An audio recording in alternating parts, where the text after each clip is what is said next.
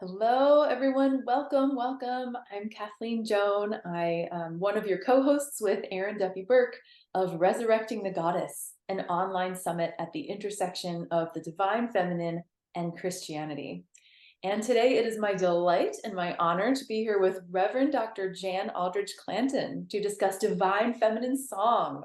Jan, welcome. It's such a pleasure to have you here. Thank you, Kathleen. Thank you so much. It's such a joy to be here with you. And I appreciate so much what you're doing in resurrecting her. Thank you. I think her resurrection is happening through all of us, right? So Mhm. yeah, it's just a joy to be part of this gathering and to have you be part of it. Yeah, and just so to tell everyone a little bit about you, Jan Aldredge-Clanton is an author, teacher, and ordained minister. She currently serves as co-chair of the National Ecumenical Organization Equity for Women in the Church. Also co-pastor of the New Wineskins Feminist Ritual Community, ministry partner of The Gathering, which is a womanist church, and an adjunct professor at Richland College in Dallas, Texas. Her work focuses on feminist theology and divine feminine ritual. And I'm going to name just a few little selection of Jan's many published books.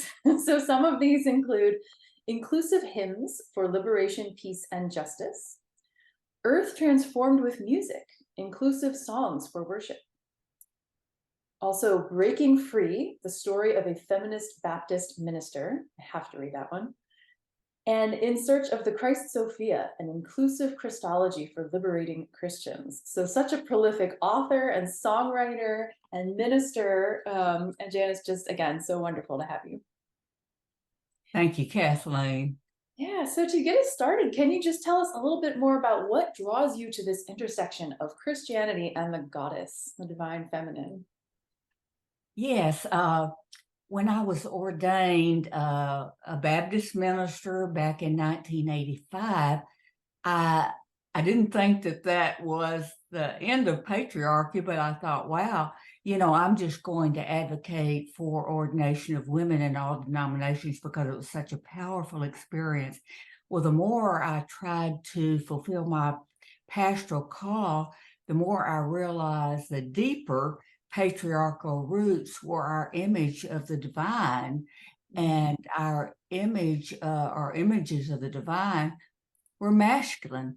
It was father, master, son, all of this language.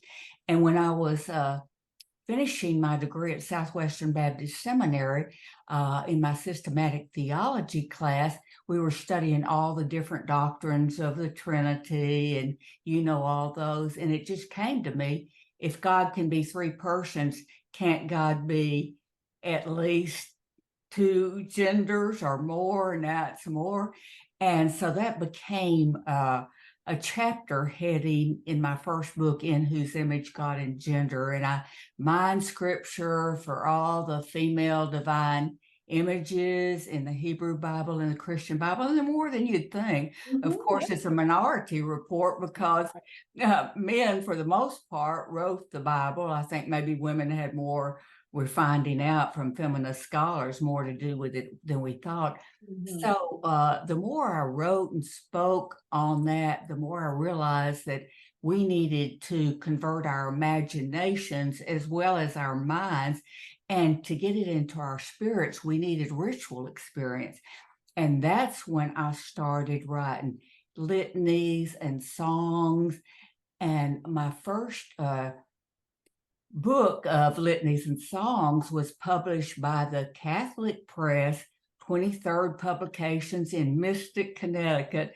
No And way. the editor was wonderful. You may know something about him, but that was a while ago. I think that one came out about 1996. And we joked that here was a feminist Baptist published by a Catholic press.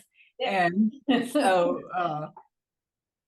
in that, I had the first hymn I wrote, which was "O Come, Christ Sophia, full Mm. of grace and wisdom." And you know it was in the Christmas album that you and Spiral Muse put together. Uh, it was it came to me because during the Advent season, I noticed more and more all the masculine images and masculine pronouns. Come, let us adore him. And I thought, how would it have been if I'd grown up singing, "Oh, come, let us adore her"? But instead of just changing a few words, because people really object to that, I just thought I'm going to rewrite the whole thing. And so it's to Adeste Fidelis, "Oh, come, all ye faithful. Oh, come, Christ Sophia, full of grace and wisdom." So from there, it seems like more of the Christmas carols were coming to me. I was writing to "O Little Town of Bethlehem," "Hark the Herald Angels Sing," "Ancient Wisdom, Mother of All." And I've got that, and I can play "Ancient Wisdom" for you.